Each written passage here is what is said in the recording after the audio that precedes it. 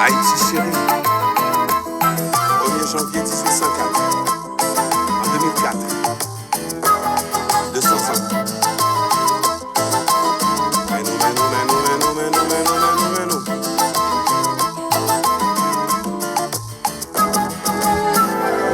Un pays en soleil levé chaque jour, c'est quand compter dans le paradis.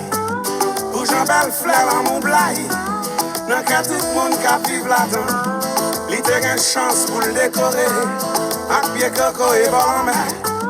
Belle fleur pousse dans chaque saison, qui empêche m'pati quitter. Haïti chérie, en avant tout m'sorti la main. Hello everyone, welcome to the channel Dadznight2cook, and I'm your professionally amateur, always tasty, non-time consuming home cooking dad, Chef Manny, letting you know that when it's your time to cook, you don't have to call Uber Eats because a home cooked meal can be found in your pantry, your cabinet, and your refrigerator. Guarantee. When it's your night to cook, your children will be looking for something good to eat. Now listen, I'm here in Pittsburgh, Pennsylvania. I am here to see two of my twin sisters. We are going to be doing a very interesting meal. We're all Haitians. Both our parents were Haitians. That makes us 100% Haitian. Now let me tell you about the Haitian cuisine. We ain't eating the dogs. We ain't eating the cats. Haitian cuisine, I can tell you, is probably some of the best tasting Caribbean food you'll find around. Guarantee. Now, today we're going to be doing a very traditional meal in the Haitian culture. It's called griot. Griot is a fried pork. Delicious fried pork. Now, I've done something like this before in Dad's Not to Cook, but we're going to do it the traditional way. And my sister's going to help us cook this meal so we can get it going. And we're going to also make a traditional rice called Dijonjon.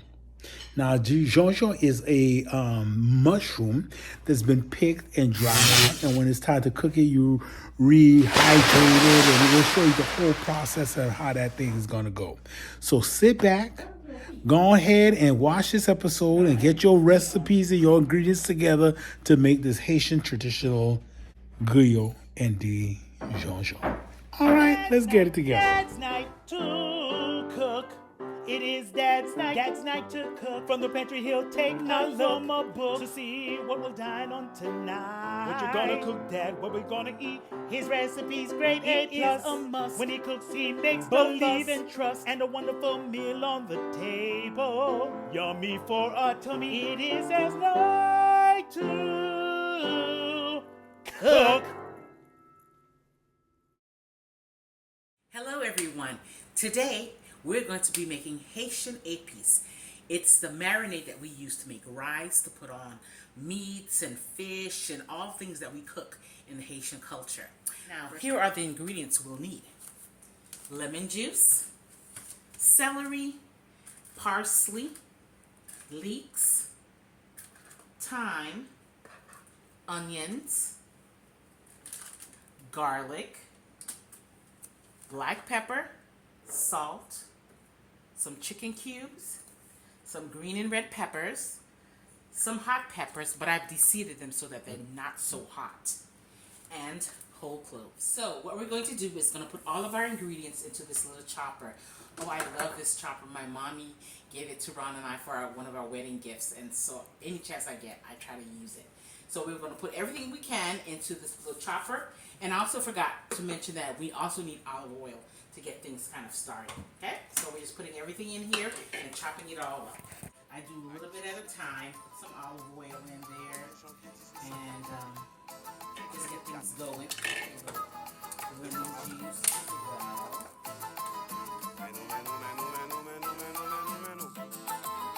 Okay, everything's chopped up, everything's seasoned, and we put our cloves in, and this is what it's supposed to look like. Now you can use it right away if you're marinating some fish or chicken or whatever it is you're marinating, or you can leave it and freeze it because it freezes very well. You can put it into a Ziploc bag or into ice cube trays and use it whenever you need it. Okay, I hope you enjoy Haitian épices. So after Edna had marinated the meat, we put it to boil. Yeah. And That's what's happening in the pot. That's the pork Yeah. that she had marinated, and we're gonna boil it and then Fry it up. fry it up. It doesn't get overcooked. I know y'all probably thinking, is that thing gonna get over? Tender And delicious. and delicious. Trust and believe, the process works. It's been working for all this time, since 17 something something something. Okay, so trust and believe. All right, so here we get to the part of we're gonna make the grill, which is a fried pork. So my sister has shown you how to make the 8-piece, the marinade that you marinate this meat with. We boiled it, and now it's gone down to room temperature. And so what we're gonna do is we're gonna process of taking it out, getting our oil really hot, and we're gonna fry this pork. Simple wimple. Okay, let's make some Haitian grill. All right. So let's get started on this fried pork Haitian grill. Now, My brother-in-law has been boiling up this grill, and he's about to put it into the pot. What's going on, Ron? Okay, I have the slotted spoon here to drain the broth out. 'Cause we don't want all the broth, because if we're going to put this in hot oil, Ron, what's going to happen if we have broth in it? Be a mess. Pop, pop, pop. Look at that apron. What does it say? Taste tester. Oh, Lord, he's an official taste tester. Thank you. You always need one of those in a family, an official taste tester. And Ron will taste it and tell you whether it's good or not. Trust and believe. So he's just pretty much taking it out so we can get it all dried up, because we do not want any liquid in hot oil, right? Right. All right. Thanks, Ron. You're welcome. Looks like a good job being done.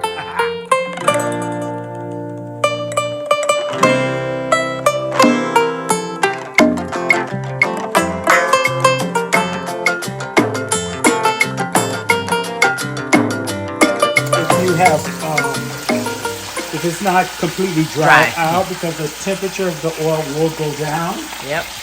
You don't want that either. You want it to be hot, so you can get a crisp up on that thing. All right, so we had a few moments on this. We're doing about a 4 to 6 minute fry.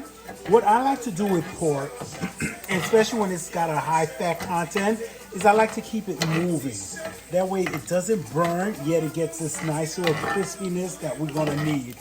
And after it sits for a little bit, you'll see that it can either double fry it, or it just has this really crispy bark on it. It's good. Our green.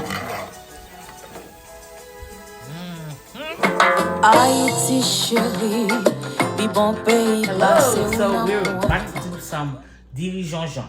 First thing we're going to do is we're going to rinse out our rice. So I've been rinsing it out, and you have to make sure that it rinses out until the water gets clear.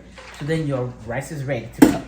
Why we wash the rice before we cook it? Because you don't know, there may be some sand in it or whatever. I always make sure it's clean before you cook it. Yeah, because you know rice, they pick rice. Yes. From the dirt. Yes. It's not in the dirt, but it's from the dirt. Yes. You don't want to eat any dirt. I don't eat dirt. Okay, trick here for cooking the rice. Use chickpea water. Because it gives it extra flavor and a little bit more protein as well, because of the protein from the chickpea water. We're also going to need salt, a chicken cube, and this is our jonjon, and of course our Haitian 8-piece. Now you see this container, it was something else, but you know, back in the day we recycled our containers. Yeah. I keep the tradition alive. So here's my Haitian 8-piece, and this is the hot water we're going to use to rehydrate our jonjon. Okay, so you can see it's a mushroom, dry mushroom, and I'm going to put it into my little bowl. Going to use my hot water, and you can see there it's nice and dark. So you're gonna let this sit about 30 minutes or so that it gets nice and dark, and then we will begin our rice cooking.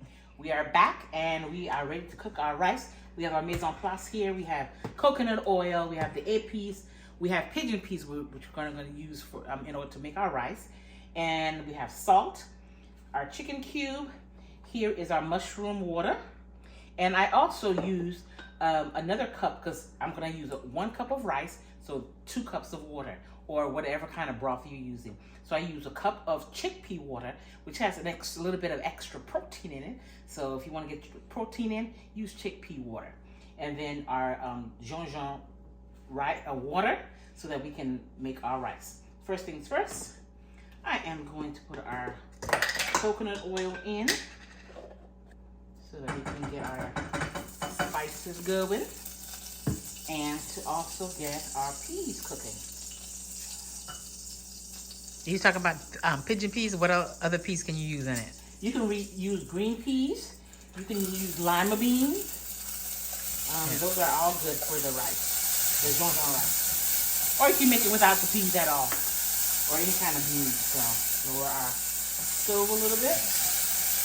I can hear it sizzling. I know. It smells delicious. Get it going. Yep. The baby's in it now? Yep. That's where the flavor is. Yep. Oh, if there was smell-o-vision. Yep. All right, so we have a cup of our chickpea water. Mm-hmm. And then we have a cup of our Jean water. And you can see how it does turn dark. Let me go up so I can see it. Okay. That's the usual color that you want to look for after you've put your rice. And so we're going to let this boil and let it kind of get bubbly. And then once we see the bubbles, we will put our rice in and let it. Okay. Our water has come to a boil, and so we are adding our our washed rice into the pan. Okay. And then we do a little stir. And how long do you let it cook? About 30 minutes or so. And first you let the water, go dry, and then after that, so it's on a medium heat now. Mm-hmm. You're gonna let it dry up a little bit, so then that when you see that there's hardly any water, you're gonna put it on low and you're gonna cover it. And then another 10 minutes or so, you'll be good to go. Okay, enjoy. All right, y'all. So what we're going to do is we're going to do a traditional Haitian dessert. Like we mentioned before, we're going to make something called a soursop ice cream. Now, soursop is a fruit. Now, we are not sponsored by this particular soursop pre-packaged, but if you want to call my people for sponsorship, we'll take it.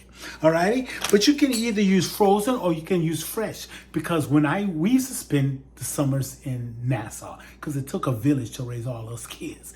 But my aunt used to use fresh soursop, and she used to make this delicious ice cream. So delicious milkshake. She used to make the milkshake. We're gonna make the ice cream today, but you can make milkshake out of the ice cream. All right, 2 for 1. All right, so I'm gonna let my sister Edlina take it over and tell you how to make the soursop ice cream. Oh, that's my nemesis over there making all that noise. All right, your soursop ice cream. Okay. So it's called actually Coasol ice cream. So Coasol, or guanabana for our Cuban friends, is, like Manny said, is the pulp that we're going to use in order to make Cuba this ice is cream. part of the Caribbean too. Yeah, that's right. That's right. All the Africans came with all of us. Gave a little bit of everything. Okay, now, man, this is my spit segment. Okay. All right, now. So I have my mise en place. So I have my soursop pulp or guanabana pulp. I have some vanilla extract, some brown sugar, some heavy whipping cream, and some sweetened condensed milk. Ooh, this thing's sweet. So we're gonna put it all in the blender. It's gonna be easy peasy, just like Manny says. Everything that you need is in your pantry or in your refrigerator, and just gonna maybe the typical American family don't have soursop. Yes, but you can buy it at any kind of convenience store. International section of your grocery store. That's right. Just go and ask somebody at the Walmarts. Yeah, and you can find the measurements in the comments below, I guess. All right, so I've put in some soursop pulp. I'm going to put in like a teaspoon of vanilla extract. In Caribbean cooking, we do not make any use any measurements. We just kind of eyeball it. Why? But I put the measurements because that's how we cook. That's why. Didn't they say in cooking school you have to use the correct measurements? Listen here, we ain't no cooking school, okay? Put a little sugar. It's called eyeballing. You cook with love. You That's cook from right. the heart. That's right. That's right. All right, some brown sugar. Going to put in about a half cup of heavy whipping cream. Happy cream. Or whatever. Heavy whipping cream can be happy cream. That's right. That's right. Okay. And then And also, it's fat free or free fat. listen, whichever and you're one making you wanna say it is. too much noise back there. And then we're gonna put in a cup full of the sweetened condensed milk. Okay, so because I don't want it to be too sweet. I said, we're not. Once again, the shenanigans of it all. They done bought aprons for us to put on. But they're bibs. But they're little bibs, these little mini ones. Take it out so You can't even put this around your neck. Where they get it from? What store you got this from? Let me It guess. wasn't me. It was Edna. What store was it? It wasn't me. And you get what you pay for. That's right. When you go to the dollar store, that's what you get, $1 worth of an apron. It's not even a whole $2 worth. It's just $1. I can't even open the thing. Yeah, you trying to apron. That's Baby apron. It's a Yeah. bib. It's called a bib. There you go. Da-da-da-da-da-da. If you go to the dollar store and you want to get an apron, I'm going to put it on too. That's my apron. Look at that. You got it? Look at that. Oh, goodness, what I'm See the shenanigans of a Haitian household? The shenanigans of it So all. we have our soursop pulp, we have our vanilla extract, we have our brown sugar, we have our heavy whipping cream, we have maybe a half cup of sweetened condensed milk, and also put a little oil in the measuring cup so that it doesn't stick. Okay. Then we're gonna put it all together in our little blender here, a Ninja or whatever you have. Blend it up. And Lena, can you just mix it with your hands? You sure can. You can hand mixer or anything. And you can just nice zhuzh so that it blends well. Then you taste before we put it into our ice cream maker. Okay. What if you don't have an ice cream maker? What can they use? Just put it in the freezer. Just put it in the freezer. Take it out, blend it again, and then okay. I'm gonna use this spoon. I'm not gonna put it back in. I'm gonna use it to taste. Okay.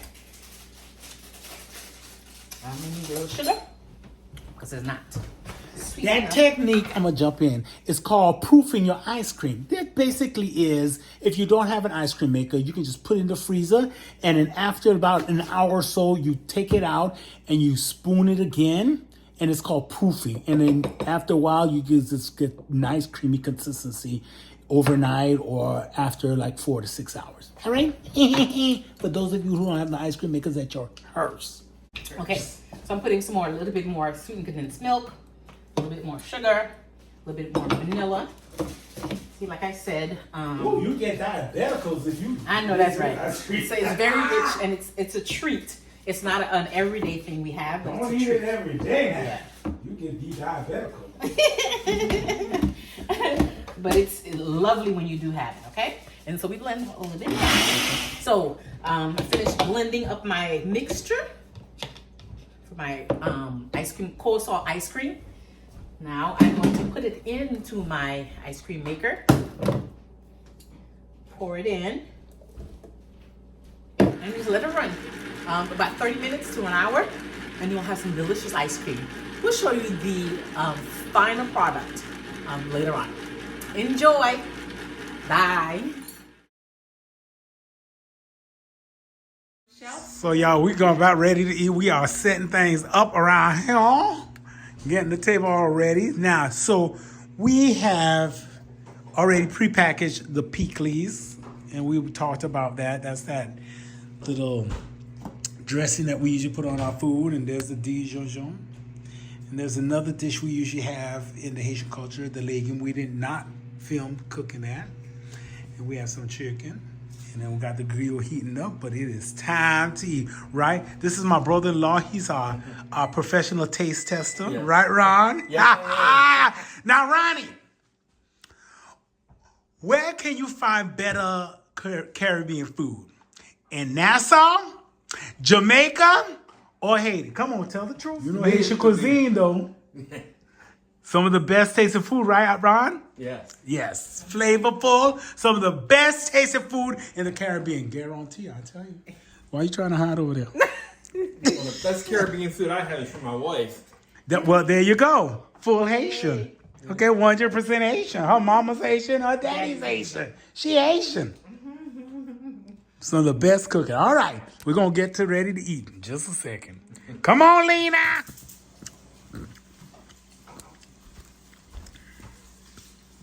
How's that food, Lena? Delicious. How delicious is it? Delicious. What would you say about Haitian cuisine, Lena? It's flavorful and fantastic. The two F's. To the two F's of Haitian cuisine. Flavorful and fantastic. Would you agree to the statement? I think Haitian cuisine is so well seasoned. However, it appeals to most palates. Agree? I agree. Because it's not too spicy, but it's got spice for those who like it. Flavor combinations are very uniform, and I think it's because of the épices. Would you say that's the truth? That's the truth. I think because the épices is generally used for all cooking and marinating, so it gives it that authentic Haitian flair. Oh, absolutely. I agree. You recording? We're in a full Haitian situation here. That's our napkins.